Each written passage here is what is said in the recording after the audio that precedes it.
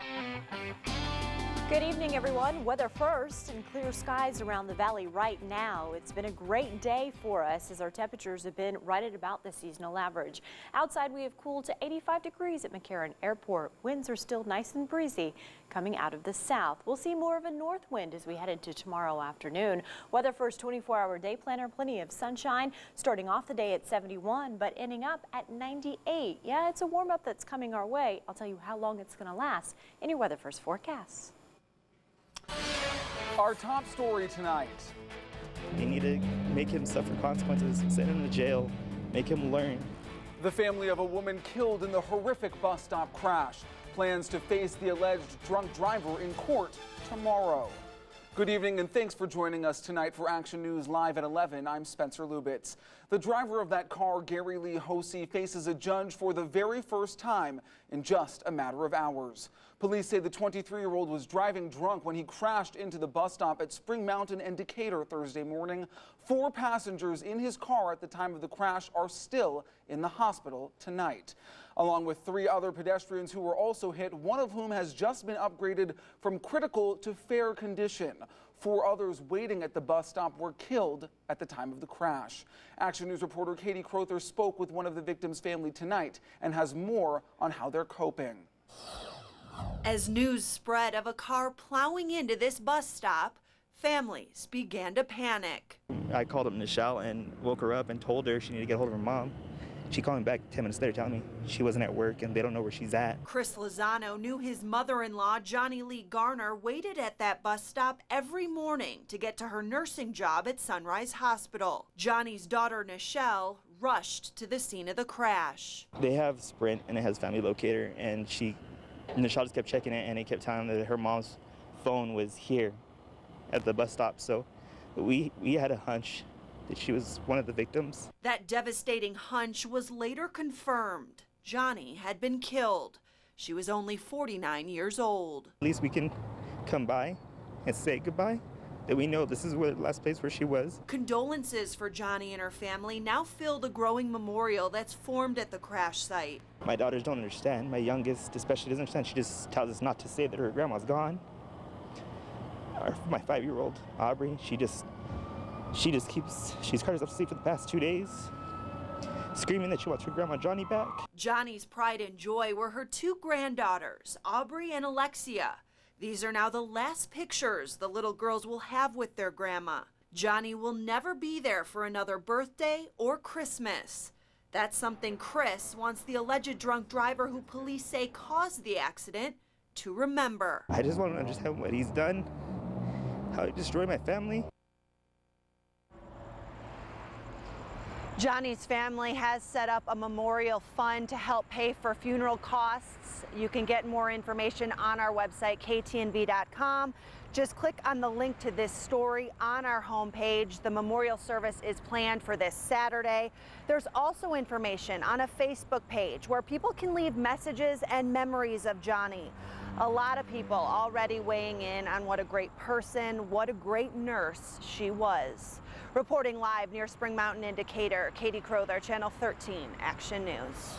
Katie, thank you. It looks like that memorial continues to grow and grow. 3 other people were killed in that crash while waiting for the bus. Police have identified those victims as 24-year-old Gerber Herman Ayala Tomasino Jr., 65-year-old Mary Goth Gonzalez, who recently moved to Las Vegas and worked at Fashion Show Mall, and 47-year-old Hyon Cooley, a mother who was on her way to her housekeeping job at Treasure Island Casino. A memorial service for Cooley will be held Wednesday afternoon at Full Gospel Las Vegas Korean. And the nonprofit organization Stop DUI is planning a candlelight vigil at the crash site this Thursday night. We will continue following the latest developments with this story. And as always, stay tuned to Action News and look on our website for updates, as well as our Facebook and Twitter pages. An update now to the breaking news we first brought you on Action News Live at 6. The SWAT standoff with a presumed armed man near Maryland Parkway in Tropicana is now over. Metro closed down part of the area and evacuated nearby homes as a precaution. Police negotiated with the man for several hours before making it inside the home. After entering, they found the man dead. Metro says it appears he chose to end his own life. An update now on the damage left behind from the valley's monstrous monsoon. Residents living in the areas hardest hit by flooding are still cleaning up the mess tonight. These folks say they are desperately in need of help rebuilding their homes and their lives, but they have no idea where to turn. Action News reporter Victoria Spilabotte has their story. The cleanup process is underway for residents digging out from flash flooding. But a home with no floors and furniture that's still drying is a desperate situation for Clara Hollis. She's sleeping on the couch. Somebody told me you shouldn't be sleeping in the house. Where am I going to go? I don't have any place to go. Days after the flooding, Hollis and her neighbors need help. They're feeling as if they're on their own to deal with the thousands of dollars worth of damage. We need to know what assistance is to us because we can't really afford, we're not, we can't, out of pocket, we can't pay for all of this. The Red Cross is stepping up to give residents cleaning supplies, housing, and a helping hand. They need emotional support is what they need. They've been cleaning, this has come out of nowhere, this came out of no warning, and what Red Cross volunteers are trying to do is to offer that emotional support. But the Red Cross says this is the busiest summer season they've ever seen, and resources are running low. Residents are waiting to hear about federal assistance, but no word yet. It makes you not want to vote. And that's saying something, because what for? Hollis, who has cancer, says she feels like giving up. You're sad and then you cry and what the heck's going on? This is our first home that we bought, so yeah, this was our dream home. But we don't know now. We just don't know. The American Red Cross is still continuing with its flood response, and it's asking for your help. To donate, call 369-3674. The Red Cross says it's assigning caseworkers to all of the flood victims so they can find more assistance. Reporting in the studio, Victoria Spilabotte, Channel 13 Action News. And here's a look at just how bad that flooding was last week after rain hit the UNLV campus. Floodwaters inundated the university's parking lot, damaging about 30 students' cars. Many students are putting in reports about the incident. UNLV tells us they don't believe the damage will be covered by the university, and it just may come down to each vehicle's owner's insurance company. We went to the area today to find out how it looked days after the flood. UNLV officials say there is still some minor flooding on campus, but nothing too severe. Now to a developing story overseas where an anti-Islamic film continues to spark violent protests and even murder as 4 more American troops were killed in Afghanistan today.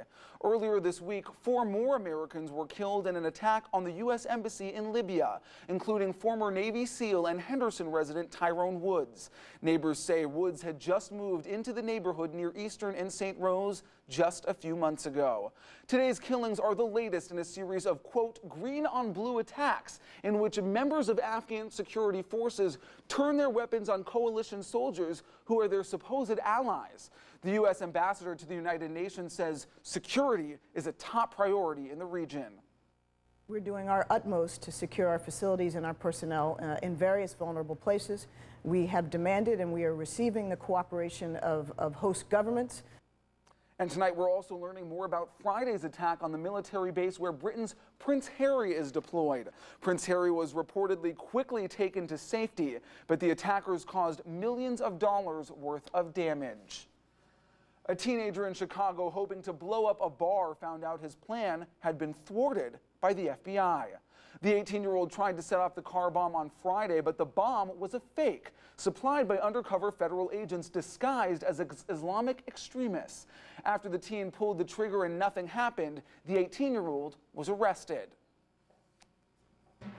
Now to our red, white, and blue 2012 political coverage, putting Las Vegas back in the spotlight tonight. Mitt Romney is scheduled to make a campaign stop here on Friday.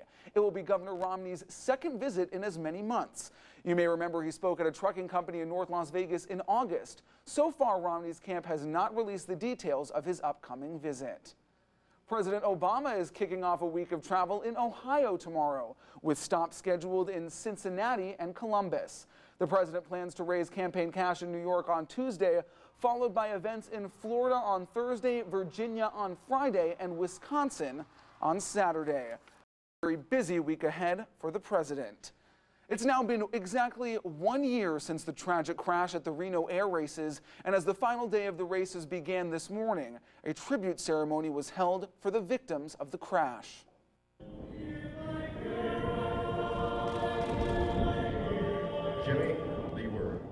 And after that ceremony acknowledging those who died, white balloons were also released into the sky in honor of the 11 people who were killed when that plane crashed into the stands. The number of pilots is slightly down this year from last, but the reason for that may not be out of fear from last year's tragedy.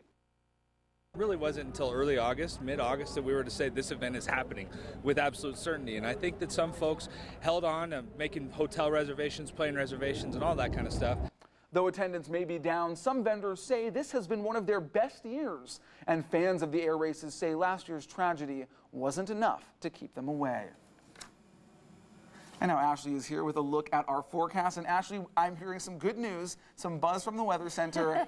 Triple digits are done. Smooth sailing and cool temperatures ahead. For now, they're done. Sometimes Mother Nature, she likes to throw in a few over the next couple of weeks, even though fall is coming our way. Today, we were right at about the seasonal average, and outside right now, we've got a few clouds out there. It was an afternoon once again where we had a high of 96. Outside, though, we have cooled to temperatures sitting in the 80s. Some areas in the 70s already. 77 in Henderson with 75 in Boulder City and 83 in North Las Vegas. We've got winds coming out of the south. Still a nice strong breeze for us here in the valley. We don't have any strong winds coming our way over the next couple of days. It is a very dry and quiet weather pattern. High pressure is moving in. Storm track will be far to the north and up into Canada before most of those storms will slide on down right into the plains. We have got just maybe a few clouds. Winds are going to be drying coming out of the north-northwest for us as we head into the next couple of days. Lots of sunshine, and our temperature is warming, which means they will be just a few degrees above the seasonal average as we head into these next couple of days. Let's talk about what we're seeing across the nation. Storm system area of low pressure and the strong cold front now moving through. Seeing a lot of this moisture moving up into Arkansas. It's going to move into the Tennessee area and then push up into the Carolinas in the next couple of days. Cold front coming down from the north is going to bring the first freeze of the season up into Minnesota and the Great Lakes area. A lot of that colder air will move into the northeast as well. As we're staying dry and warm here in the valley over the next couple of days tonight.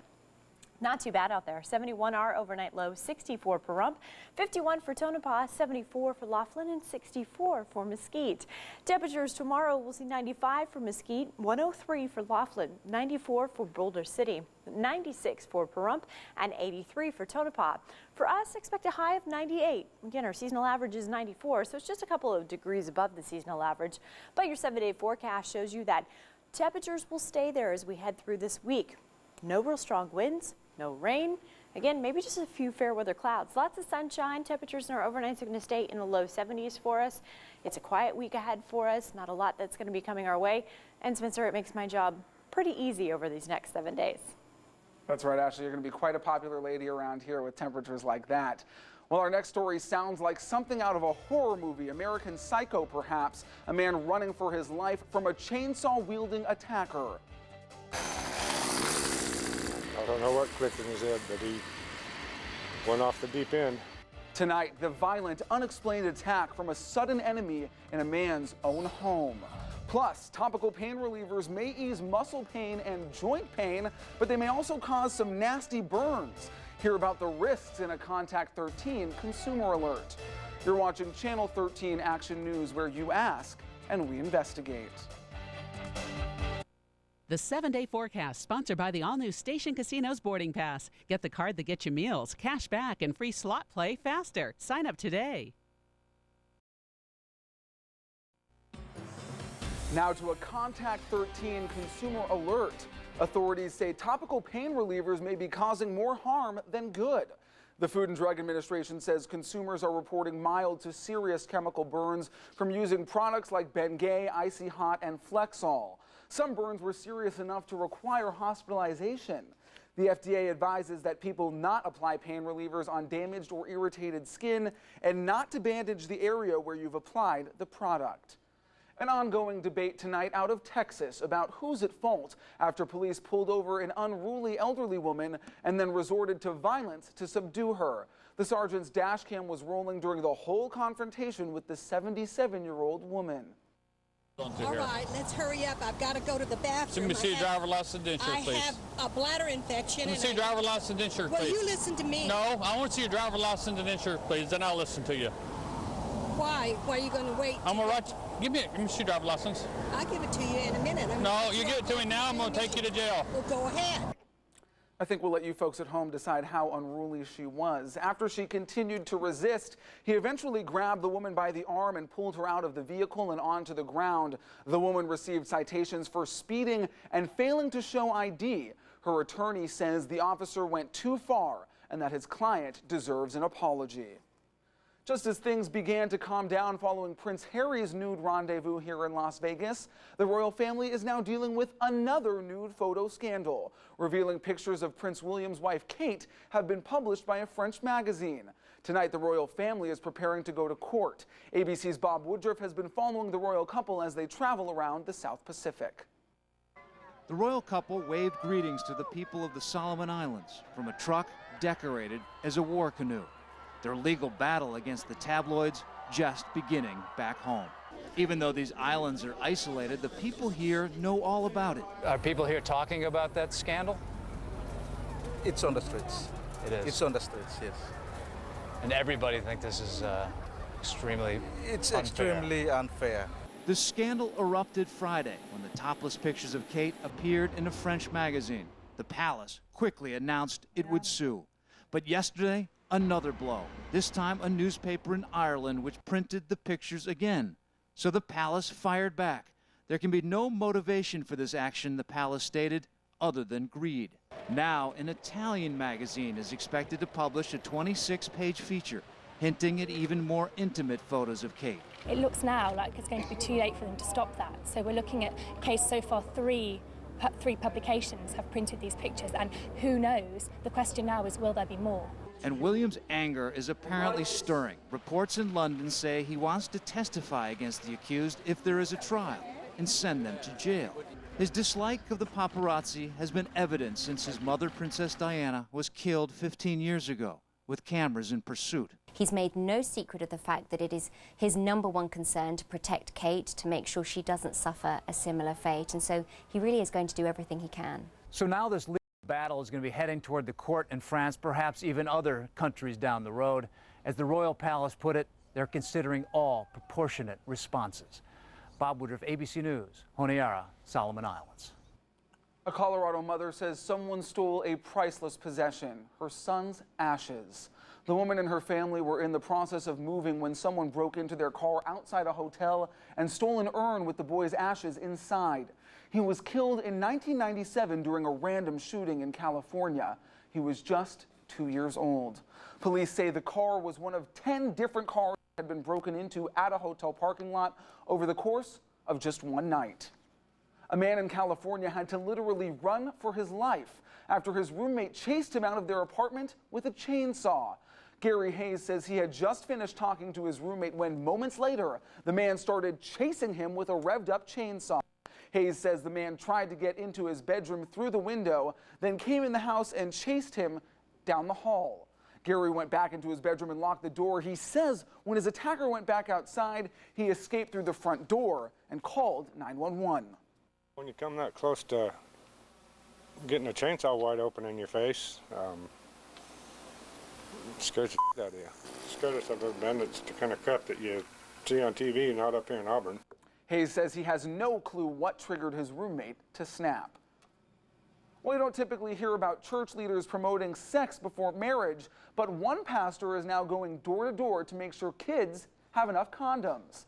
The Georgia pastor says as much as he's spreading the word of God, he's also trying to stop the spread of HIV, and that's why he's handing out condoms. He's also teaming up with the Coastal Region Health Department to provide free HIV/AIDS testing at his church. In fact, the pastor himself is getting tested on the pulpit. Well, the Jewish New Year began at sundown tonight. In the Middle East, security was tight as Israelis began preparing for the holiday.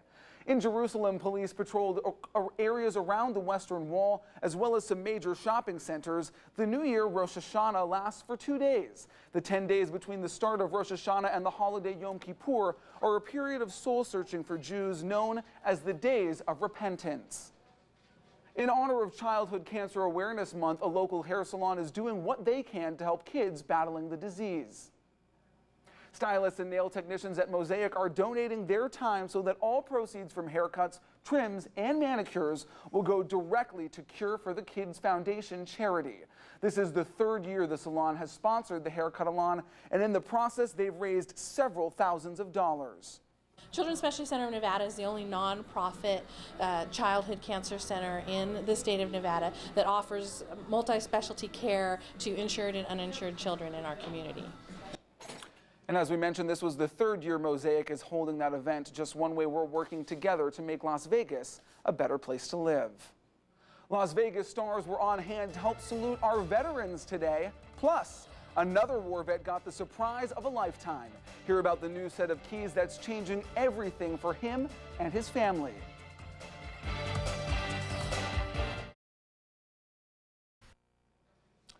A great show was put on today to honor America's returning warriors. Those are some of the sights and sounds from the 8th annual Salute to Our Veterans event, which was held at the South Point Hotel and Casino. Several impersonators were on hand, like Elvis Presley and Dolly Parton. An Afghan war veteran got quite the surprise on the anniversary of the 9/11 attacks. The keys to a brand new smart home. Juan Dominguez received the keys to his new home at the exact moment the South Tower at the World Trade Center collapsed. The former Marine was deployed to Afghanistan in 2008. A month later, a bomb attack left him wheelchair-bound and a triple amputee. Dominguez thanked those responsible for his new iPad-controlled home. We really, truly appreciate it. And thank you to all these good-looking Marines out here. It's nice to see some good-looking uniforms. What a cool idea and a deserving guy. That house was built with the help of the Tunnel to Tower Foundation and a $500,000 donation from a private businessman. The house will also be home to Dominguez's wife and daughter, and a pool will be installed soon where he can continue physical therapy. A Massachusetts couple marked the usually somber 9/11 anniversary by getting married. The groom is a combat engineer, previously stationed in Afghanistan, and he was able to marry his fiancée for free, thanks to a regional contest for active military called Operation Marry Me. All services, flowers, and food was donated as a prize. The video of a bullied bus monitor that went viral and touched people around the world. Tonight, those people are speaking out about why they opened their hearts and their wallets to help that woman.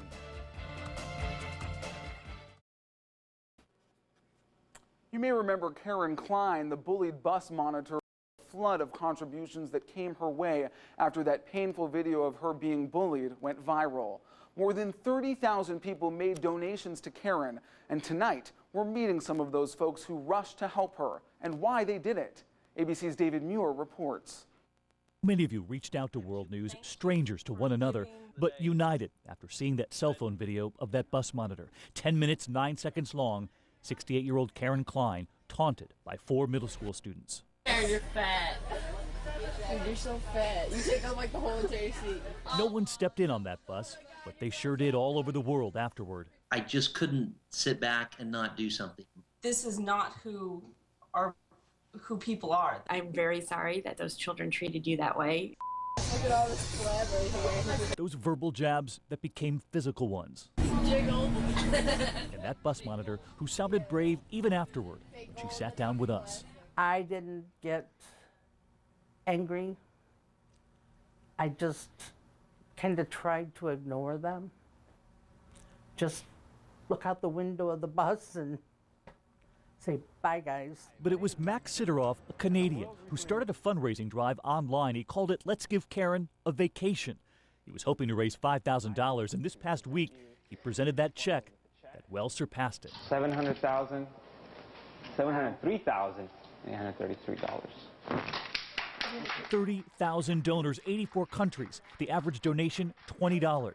There was Brian in Memphis, who was moved by how many others donated too. That it broke their heart to see her treated that way. Matt Tall in Salt Lake City, who has 2 boys of his own. In the process of trying to teach your children the right things to do, the good things to do, you need to lead by example. There was Kelly Clark, the mother from Sacramento. It was just the feeling that I wanted to do something for her. And there was Colleen Fitzgerald, who had a simple wish. That I hope that you go on a wonderful long trip around the world.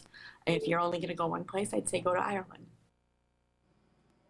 Again, that was David Muir reporting. I've seen that video dozens of times, and I don't think it ever gets any easier to watch. The bus monitor has since retired. She says her decision to leave the job she held for 3 years was tough, but wasn't based on her now infamous encounter with those mean-spirited 7th graders. We've got another look at your work week forecast just ahead. You're watching Channel 13 Action News, where you ask and we investigate. Look at your 7-day forecast. Plenty of sunshine coming our way. We'll have 98 as the expected high tomorrow. Beautiful temperatures ahead. Looking forward to it. Hopefully some pool time for everyone. That does it for us here at Action News Live at 11. Injured in an auto accident? Call Harris & Harris Personal Injury Lawyers. Proven results.